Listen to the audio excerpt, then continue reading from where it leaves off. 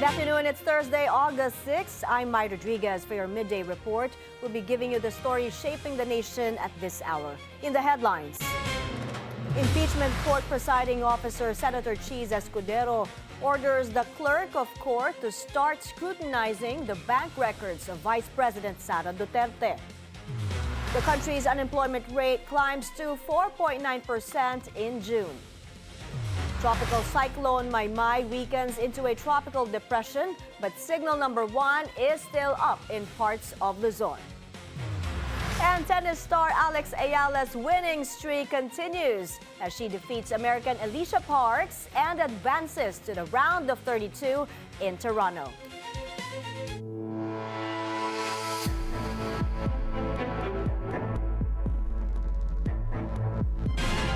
The impeachment clerk of court has been tasked to start scrutinizing the tax and bank records of Vice President Sara Duterte. These are the documents submitted by the BIR, the Anti-Money Laundering Council, and several banks. Ang detalye sa report ni Dexter Ganibe. Pinasisimulan na ni Impeachment Court Presiding Officer Chiz Escudero ang pagbusisi ng Clerk of Court sa mga digital at printed copies ng mga financial record na konektado kay VP Sara. Ito yung mga dokumentong isinumite ng 6 na bangko, BIR at AMLAC noong July 30. Sabi ni Escudero, habang hinihintay ang iba pang dokumento mula sa 2 bangko na humingi ng dagdag na palugit hanggang August 13, kailangang masimulan na ang pagkukumpara sa mga naunang naisumite. Kailangan na niyang matukoy kung tugma nga ba ang mga printed copies sa digital copies na hawak na ngayon ng impeachment court. And to check them against the list provided for by the banks to make sure that the USBs indeed contain the hard copy submitted before the court and Toto turns it over to the parties in due course. So Una nang pinagbigyan ng impeachment court ang 2 bangko ng dagdag na 10 banking days o hanggang August 13 para ihabol ang mga dokumentong hindi nila naisumite noong July 30. Gagamitin ng prosecution ng mga financial records na konektado kay VP Sara para sa Impeachment Article 2 o ang umano'y pagkamal ng yaman ng Vice Presidente habang nasa kapangyarihan. Dexter Ganibe, Bilyonaryo News Channel. The former chair of the Commission on Audit, Attorney Grace Pulido-Tan, says failure to properly liquidate documents creates a presumption that public funds could have been converted for personal use. On BNC's On Point, Pulido-Tan explained that when funds were not properly liquidated or submissions did not comply with COA guidelines, the burden of proving otherwise shifts to the one who failed to liquidate them. This as impeachment proceedings scrutinize the Vice President's use of over 600 million pesos in confidential funds. Pulido-Tan adds the COA has the authority to demand agencies to submit documents that may help verify the identities of individuals listed in acknowledgement receipts. Pwede. Yun sinasabing professional judgment, no? Doon din pumapasok yung skepticism. We always start in good faith. So I think what he was saying was, nung binigay sa amin ng dokumento, etong mga pangalan na nakalagay dyan, we assume them to be true. But if in the course of the analysis, makikita mo na may pattern, sandali, bakit ganito mga pangalan na to, diba? Kakaiba. Legal expert Attorney Howard Calleja questions lawmakers for their continued budget allocation to the Office of the Vice President despite post-audit notices of disallowances. On BNC's memo, Calleja asserts that since mayors have been convicted over improper use of confidential funds, the same legal standards must apply to VP Sara's more than 612 million pesos in confidential funds. So ang akin lang, hindi yan kumbaga isolated into one area or one department of government. Pero klaro din yan kasi nga kung meron ng nasampulan ng mga local governments in that case, bakit hindi naman pwede natin gawin din dito sa Vice President which ang hawak nito 600 million. The Senate Impeachment Court allows the prosecution to mark the affidavit of Arturo Las Cañas as an exhibit. On day 13 of the trial, Presiding Officer Chiz Escudero denied the objection of the defense, saying marking the affidavit of the self-confessed Davao Death Squad member doesn't prove what it contains are true. Hannah T is on the phone for more. Hannah, go ahead. The Senate Impeachment Court has allowed the prosecution to mark a portion of former Davao Death Squad member Arturo Lascañas' affidavit as an exhibit. But the court stressed that this does not mean the document has been accepted as proof that its allegations are true. Presiding Officer Chiz Escudero said the marking of the document is merely a procedural step to identify it in the court's records. He emphasized that it does not establish the affidavit's authenticity, admissibility, or truthfulness. The court said the affidavit may only be referred to as a document reviewed by the NBI during its open source investigation, not as proof that the allegations it contains are true. It was earlier mentioned by witness NBI Director Melvin Matibag that they considered a portion of Lascañas' affidavit about Vice President Sara Duterte's alleged role in Oplan Tokhang in Davao City to establish a, quote, pattern of violence that the VP can do amid her alleged claims that she contracted someone to kill the president, his wife, and his cousin. Escudero noted that the affidavit remains unsigned, unnotarized, unsworn, and hearsay. A witness will not hereafter be allowed to read in open court a third-party statement that is not his or her own, as the respondent would be denied the opportunity to rebut those statements and cross-examine the statements made by a third party. The defense had earlier objected to the marking and argued that the affidavit was never identified by a competent witness and should not even be marked as an exhibit. After the ruling, my defense lawyer Michael Powa said they respect the court's decision and added that the court also affirmed that the document remains hearsay and has not been admitted as proof of its contents. Back to you, Mai. Hannah, so just so it's clear, hindi pa masasabing ebidensya yung affidavit umano ni Arturo Lascañas? Yes, Mai, the affidavit has been marked as an exhibit, but the court has not yet accepted its contents as proof of the allegation. So it did not rule that everything written in the affidavit is true or that it can already be used to prove the allegations against VP Sara. Those issues will still have to be argued and decided later in the trial. Back to you. Thank you, Hannah T. reporting. The House prosecution welcomes the Supreme Court's ruling dismissing the petition of the camp of Vice President Sara Duterte questioning the impeachment proceedings. Nasa batasang pambansa si Isaiah Mirafuentes para sa detalye. Isaiah, ano ang sinabi nila? May kahit walang pasok dito sa House of Representatives, nagkaroon pa rin nga ng online press conference ang ilang mga miyembro ng House Prosecution Panel. At ayon nila, ikinagagalak nila May ang naging desisyon ng Supreme Court na ibasura ang petisyon ni VP Sara at maging ng kanyang mga kaalyado kaugnay nga sa pagkwestiyon sa mga nangyaring impeachment proceedings dito sa Kamara. Ayon mismo kay House Lead Prosecutor at Batangas Representative Jervy Luistro, pinagtibay ng Supreme Court ang kapangyarihan ng House of Representatives to initiate impeachment cases. Nila, tapos na ang usapin patungkol sa fishing expedition at mini-trial na iginigiit nga ng depensa. Samantala, malinaw na ang mga ebidensya para sa prosekusyon. Nila, malinaw na hindi sumunod ang base para sa paggamit ng confidential funds dahil sa hindi niya pagsusumite ng mga original receipts dahil tanging acknowledgement receipts lamang ang laman ng kanilang isunumite sa COA. Partikular na raw dito ang mga gamot na nakalagay sa acknowledgement receipts. Ang tanong ng prosekusyon, pati ba ang botika na pinagbilhan ng gamot ay dapat bang confidential rin? Paliwanag ni Attorney Ligutan, nagiging confidential ang impormasyon kung makaapekto lamang ito sa national security.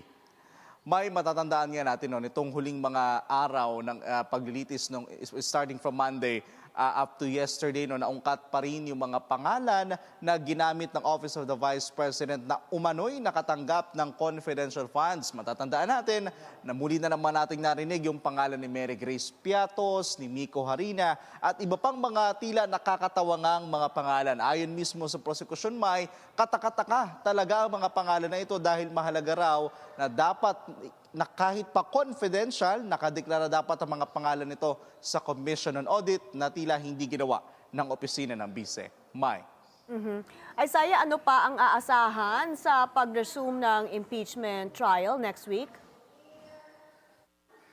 May ayon pa rin sa prosekusyon, mas kaabang-abang dahil kung kapansin-pansin nga may sa lahat ng mga naging testigo simula unang araw na magsimula ang paglilitis kay VP Sara, ngayon lang magkakaroon ng tinatawag na hostile witness. Inaasahan kasi may sa susunod na linggo at pinasabi na nga rin sa impeachment court na haharap na ang ang isang empleyado ng OVP at isang empleyado ng Department of Education. Una na dyan, May, ipinasabi na ang disbursing officer ng OVP na si Gina Acosta, na matatandaan, May, base din sa mga resibo ay siya ang nakapangalan.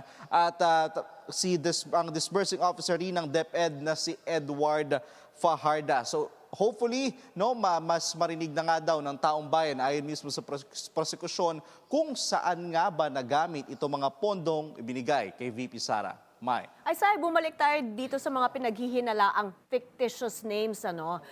Di ba may malaking hamon sa depensa to prove that these names, such as like Mary Grace Piatos, ay totoong nag-i-exist, na totoong tao siya. Ano ang reaksyon ng defense and also the prosecution?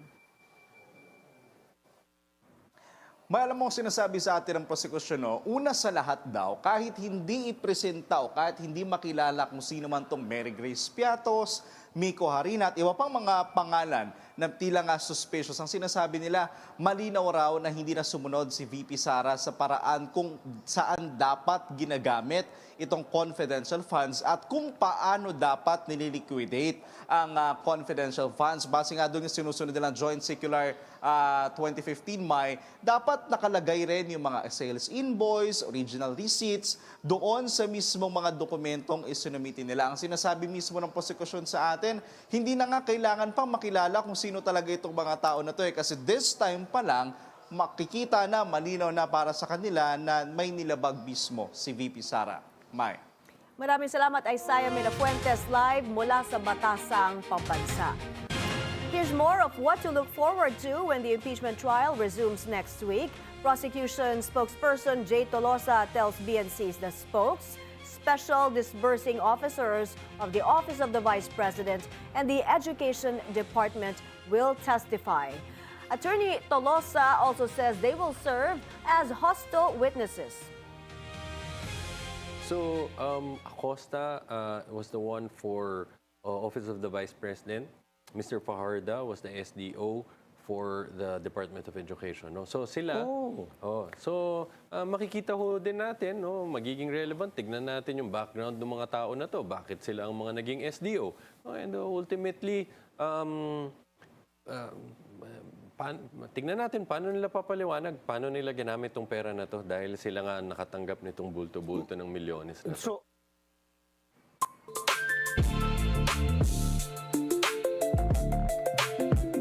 Maymay has weakened into a tropical depression, but signal number 1 is still up in many parts of Luzon.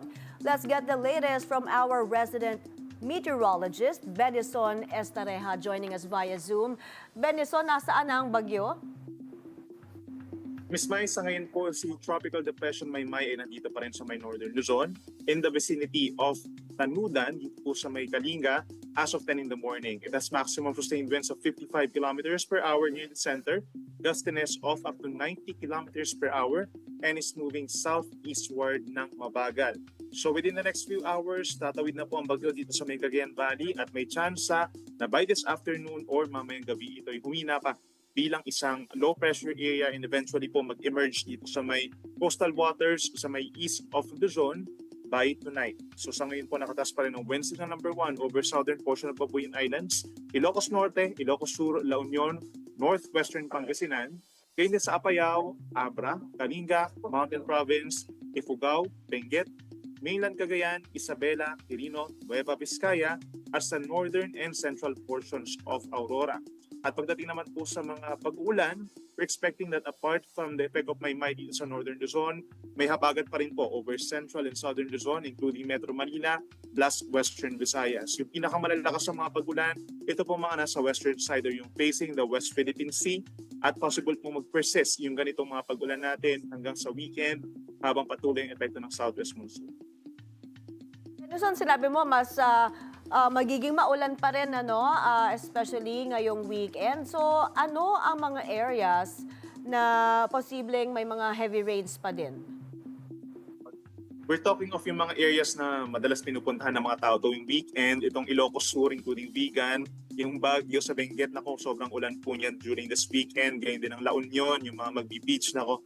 Unfortunately, hindi siya ganun kaganda yung magiging weather natin at medyo delikado po yung mga pag-alon. Even dito sa may Pangasinan, kung saan nandun yung mga areas like 100 Islands and Manawag, down to Zambales, pagdating po sa mga beachgoers, medyo may hirapan tayo dahil malakas. Benison, so kahit na malusaw na itong si Tropical Depression Maymay, malakas pa rin ba ang habagat? Yes, hindi lang po kasi si Maymay yung nagkakos po ng enhancement ng southwest monsoon. We also have another typhoon. Nasa labas naman ng ating area of responsibility, ito si international name na Dolphin po, no? At nasa higit 1,300 kilometers east-northeast of extreme northern Luzon.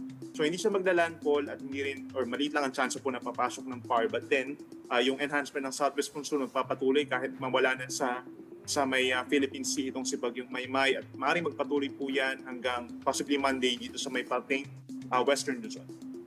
Kasi itong si Typhoon Dolphin, nakita ko doon sa metra natin, by 2 p.m. on Sunday, hindi pa rin siya nagla-landfall, so malaki pa rin yung yung hangin na dinadala niya, itong moisture. At nakikita natin posibleng ito sa may Bicol, Southern Luzon at even sa Visayas, ang dinadala niyang ulan, ganun ba? Yes, yung nakikita natin sa ating latest animation or even doon sa mga forecast natin dyan, yung mga kulay green associated po siya sa hangin.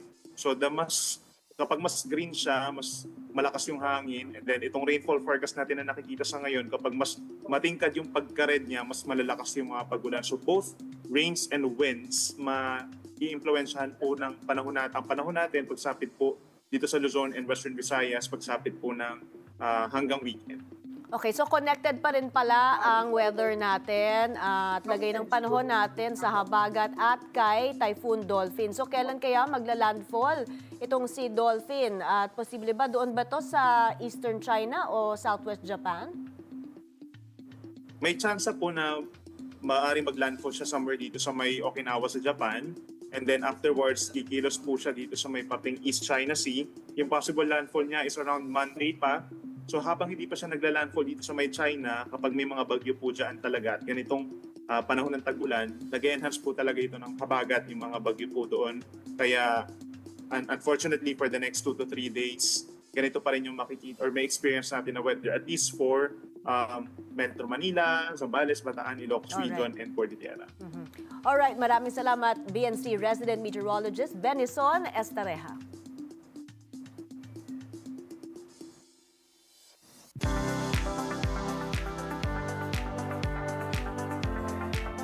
Thank you, Benison.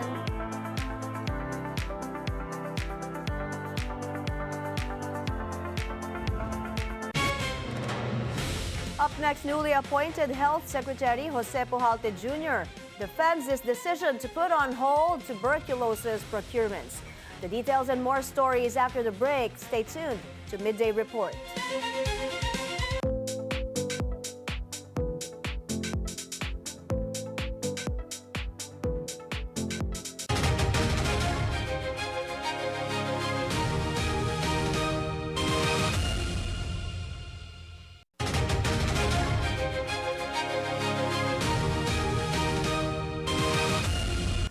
You're back on Midday Report.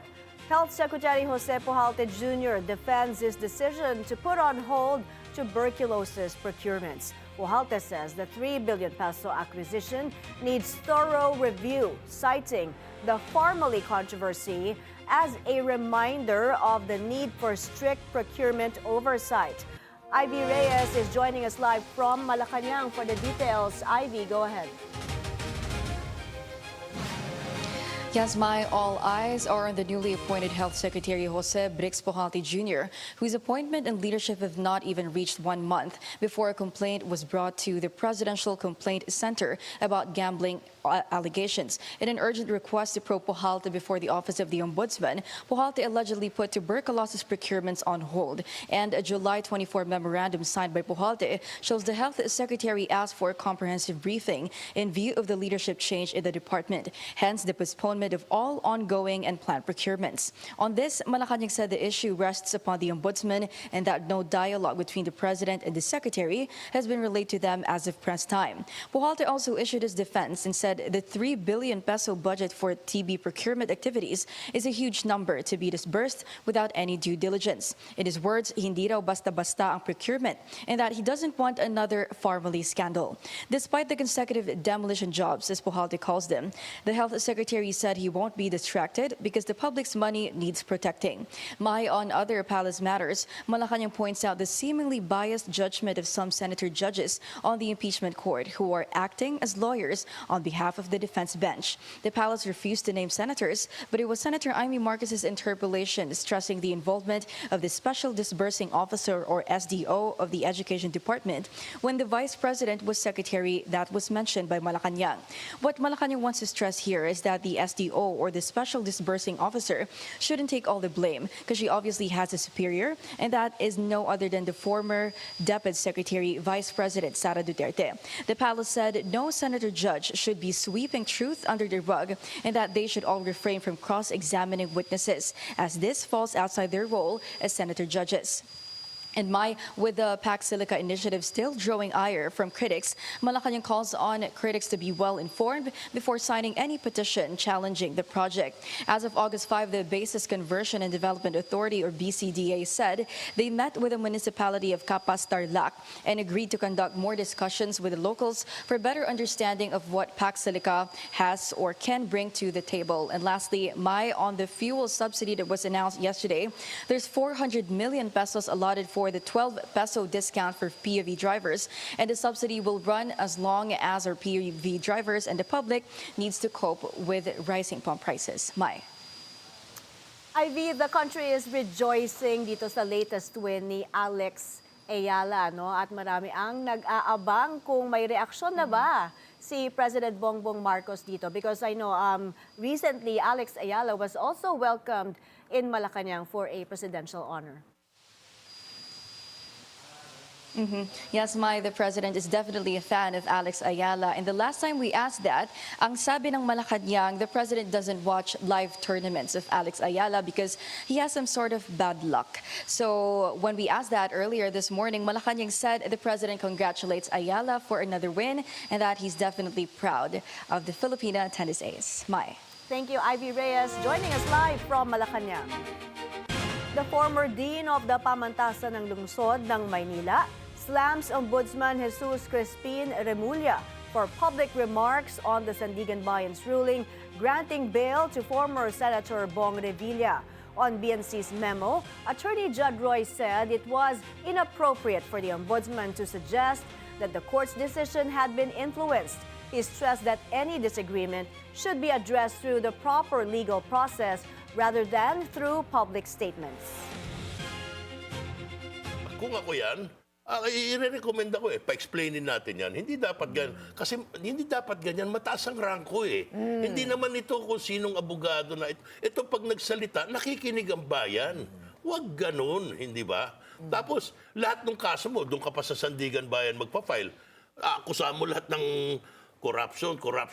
Di ba? Yun ang insinuation niya ang hirap-hirap na disiplinahin ng ombudsman. Either Supreme Court lang yan or impeachment. Right. It's too powerful and too high a position. Yes, it's too high profile. Yes. To be careless and reckless in your allegation.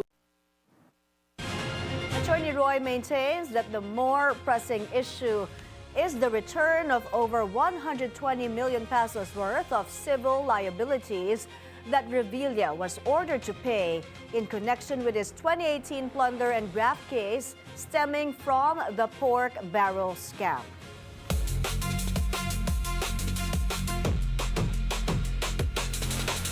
More Filipinos were out of work in June as the country's unemployment rate rose to 4.9%. Che Sulit is on the phone for the latest figures from the PSA. Go ahead, Che. Yes, Mai, more Filipinos entered the labor market in June. But based on the latest print, the increase in jobs was not enough to absorb all new workers. The Philippine Statistics Authority reported the labor force grew to 53.25 million in June, with a 65.1% participation rate. However, only around 184,000 additional Filipinos found employment during the same period. This pushed the number of jobless Filipinos to 2.59 million. The unemployment rate climbed to 4.9% from 4.8% in May. National Statistician and PSA Undersecretary Claire Dennis Mapa said the gap was particularly visible among Filipinos aged 15 to 24. About 600,000 more young Filipinos participated in the labor market, but only around 246,000 were absorbed. This left some 354,000 additional youth without jobs. Meanwhile, wholesale and retail trade lost 903,000 workers, while fishing and aquaculture shed 467,000 jobs. Mapa said higher diesel prices as a result of the Middle East crisis may have continued to weigh on fishing operations. Nakikita namin yung mga municipal marine fisher folks and yung bilang ng mga lumalabas at yung mga nagstay. So dito namin nakikita na nagsasabi sila sa amin na medyo may mataas kasi yung kanilang cost, which is diesel. Although, of course, the government is providing assistance. On a month-on-month basis, the manufacturing sector also saw a drop in employment at an estimated 185,000. Federation of Philippine Industries chairperson Elizabeth Lee said that manufacturers have not necessarily frozen hiring, but many companies are also not aggressively expanding their workforce. Lee said businesses are trying to control costs by improving worker productivity, increasing output, and providing more training instead of simply adding more employees.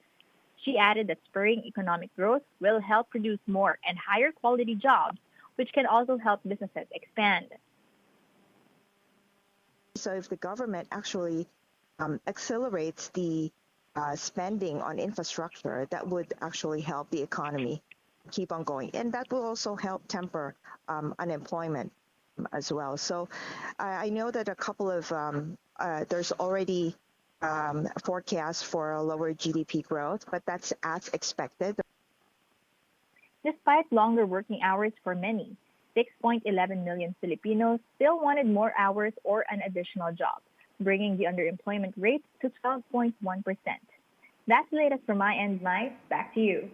Thank you, Che Sulit, reporting.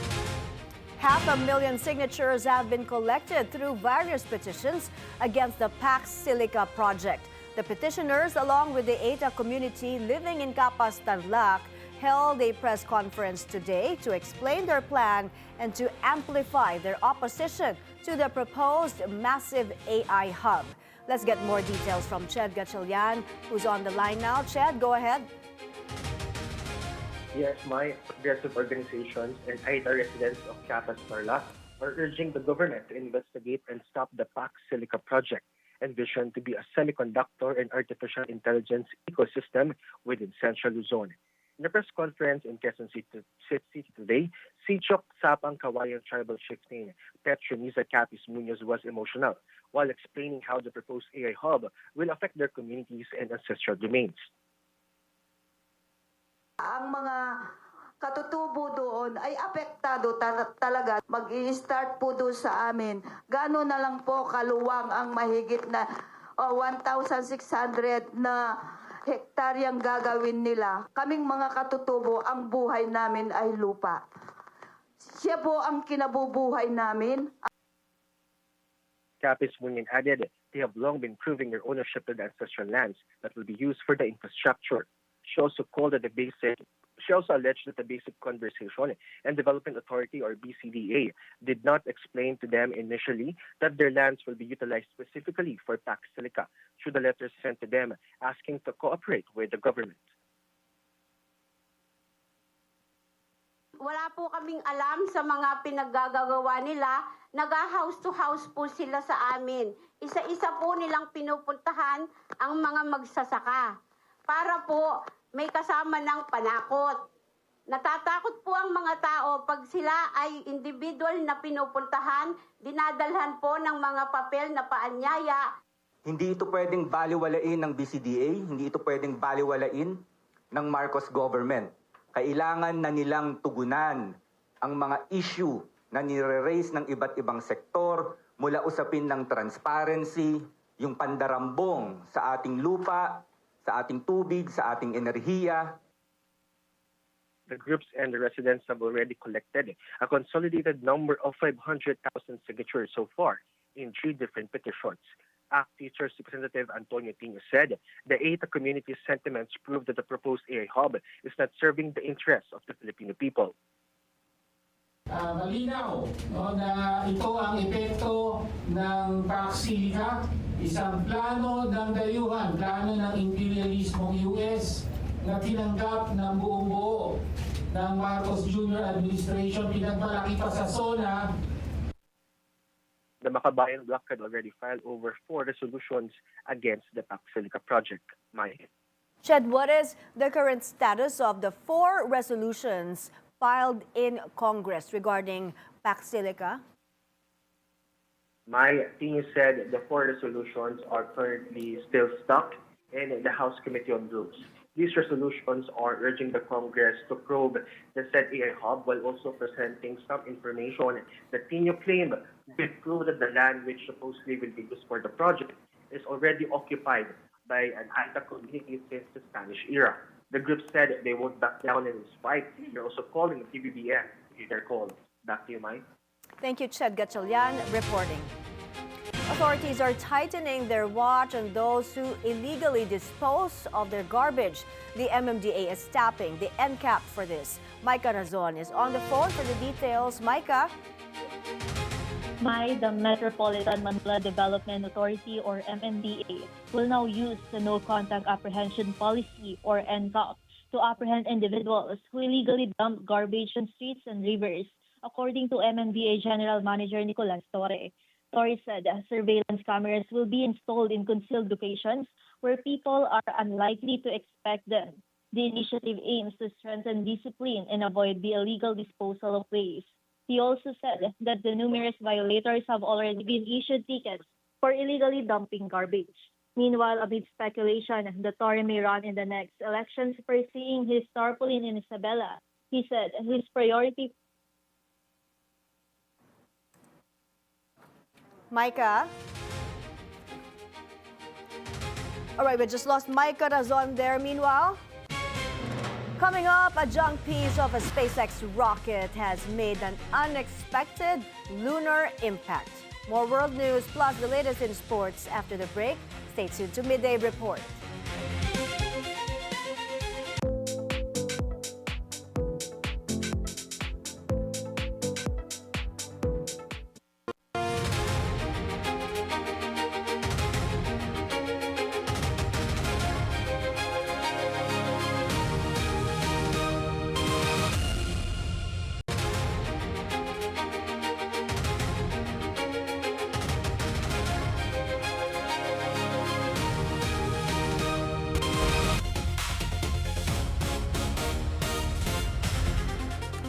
Iran and Oman have reached an understanding on the geographic coordinates for a shipping route through the Strait of Hormuz. Iran says a joint announcement could be made soon if there is no outside interference. The proposed deal would reportedly give Iran control over ships entering the Gulf through the strait.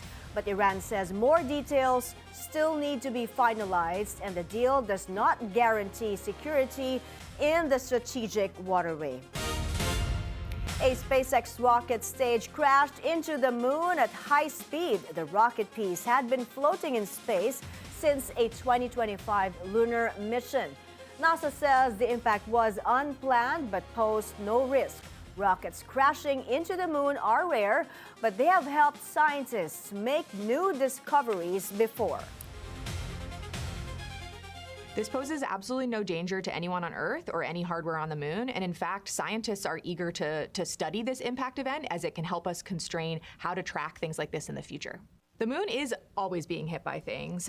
Meteors, asteroids, comets, and things hit the moon all the time across its 4 billion-year-old history. In fact, Artemis 2 astronauts actually observed several active impact flashes or craters forming on the lunar surface during just their several-hour flyby. Luck struck twice for an Italian lottery player who accidentally threw away a winning ticket worth 1 million euros. That's because waste workers found the missing slip after a 2-day search through mounds of trash before it reached a landfill. He said the mix-up happened because a non-payable message appears when the price is too high to be paid by the shop. The winner, who reached out to the garbage company, said he will pay for the recovery operation.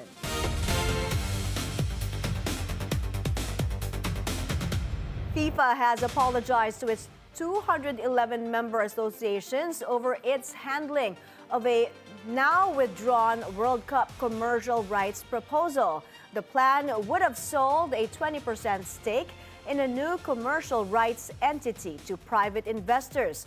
The proposal drew criticism from UEFA and other football stakeholders over governance and lack of consultation. Still, FIFA's leadership has reaffirmed its support for President Gianni Infantino. FIFA says it will review the process and protect its reputation.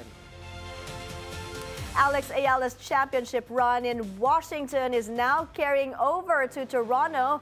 But after a dominant start, the Filipina tennis ace had to dig deep before securing another win on the WTA Tour. Mark Patriarca has the story.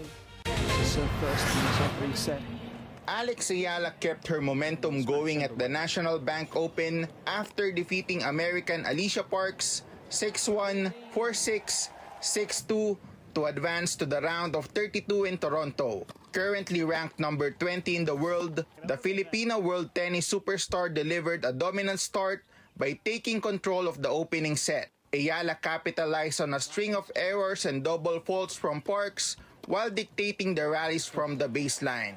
She broke the American serve 3 times and closed out the set 6-1 to take early control of the match. Parks responded with her biggest weapon in the second set. The American found her serve, fired several aces, and began winning more free points to put Eala under pressure. Although Eala managed to raise an early deficit and level the set at 4-all, Parks won the final 2 games to take the set 6-4 and force a decider. Eala immediately regained the momentum to open the third set. She won the first 2 games, held serve comfortably, and broke Parks again to build a lead that the American could no longer overcome. The Filipinas stayed composed during the crucial stretch, while Parks committed timely errors that allowed Eala to close out the match after 2 hours and 12 minutes. Later, Eala expressed her gratitude to the fans who came out in droves to support her. Thank you everybody who is here tonight. Thank you to everyone who's supporting tennis and creating atmospheres like this. It's really the pleasure of my life to experience. The victory extends Eala's winning streak following her historic Mubadala DC Open title run and sends her into the round of 32 of this WTA 1000 tournament. Eala will next face American Katie McNally in the round of 32 of the National Bank Open, who stunned reigning Wimbledon champion Linda Noskova in straight sets, setting up a first career meeting with the Filipina this Saturday. Eala also opens her doubles campaign Friday morning, where she will team up with 7-time Grand Slam champion Venus Williams. They will face Lyudmila Samsonova and Miyu Kato in the first round. Mark Patriarca, Bilyonaryo News Channel. She is phenomenal. Now, from being known as the drug capital of Eastern Visayas, Ormoc City has emerged as one of the country's fastest rising sports centers. City leaders say the transformation did not happen overnight. It started with a decision to fight drugs, not just through law enforcement, but through sports. Zeus Valdez has the story. In 2016, Ormoc City faced a harsh reality. It had earned the unwanted label of being the drug capital of Eastern Visayas. Instead of relying solely on enforcement, the local government chose a different path, investing in young people through sports. According to Mayor Lucy Torres Gomez, the initiative began when then newly elected mayor, now 4th District Representative Richard Gomez, decided to build a sports program that would give the city's youth a better alternative. Before Richard became mayor in 2016, Ormoc became the drug capital of the region. Oh. So we had a very big drug problem here, and when he assumed, that was his first term as mayor in 2016, when he assumed, yes, there were programs for those who were already addicts, but then he was very concerned about the youth, and then he saw that there was no structure in terms of a sports program. It was very informal in the sense na yung laro lang na alam ng mga bata are those that yung larong kaya lang, you just want to play. So he brought in, because he's been through so many sports disciplines, he brought in his national coaches. Because he said while they're playing, they might as well be excellent at some sport. That decision led to the creation of a comprehensive grassroots sports program. The city built world-class facilities, hired national coaches, organized regular competitions, and created a system that allowed young athletes to train year-round. For Mayor Torres Gomez, the key was never a single tournament, it was consistency. It's commitment and also sustaining the interest, because for other places, they probably have a sports program in preparation of a big activity or a big competition. But here, it's a regular thing. Parang incidental na lang na may sasalihan sila na international competition. But even without any international competitions, like if you went to the Oval kanina, that's a regular day at the Oval, and then we're building another one just like that. So it's easier said than done, but it's also very simple in the sense that if you build something, you create the environment, you build the playground, and things will really just fall into place. Today, Ormoc boasts one of the most complete sports infrastructures in the country, including the Ormoc City Sports Complex, the Superdome, an Olympic-sized swimming pool, fencing and modern pentathlon facilities, a Champions Dormitory, and a new boxing gym donated by the Philippine Sports Commission. The city's rapid progress has also drawn national attention. The Association of Boxing Alliances in the Philippines is now pushing to make Ormoc the regional boxing training center for Eastern Visayas, while the Philippine Sports Commission continues to support its long-term sports development programs. For Congressman Richard Gomez, however, the goal has never been limited to producing champions. Yung kakayanan nila, and nakita ko na kaya namin mag-excel sa regional level. So, from the time once I go on, let's do this.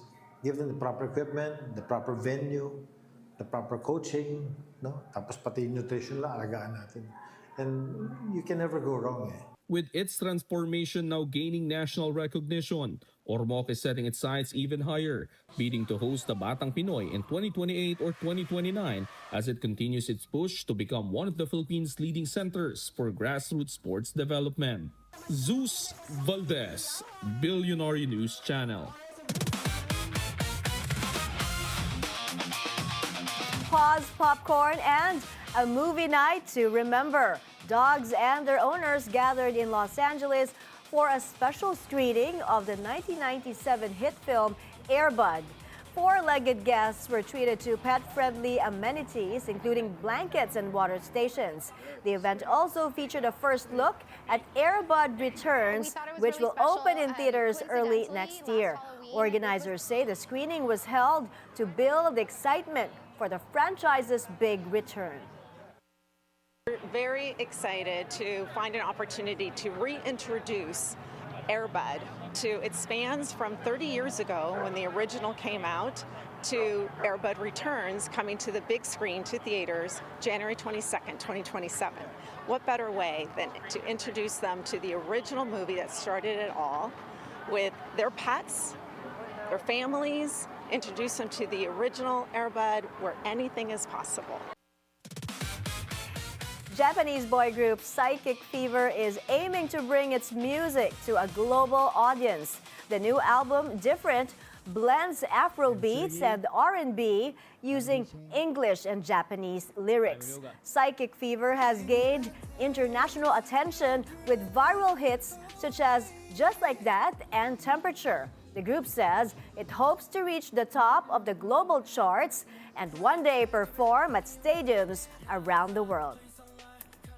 Spin, Sing, and Sweat with Lola Amor. The Filipino rock band has released a video of its live spin class performance featuring its latest song, Lambing.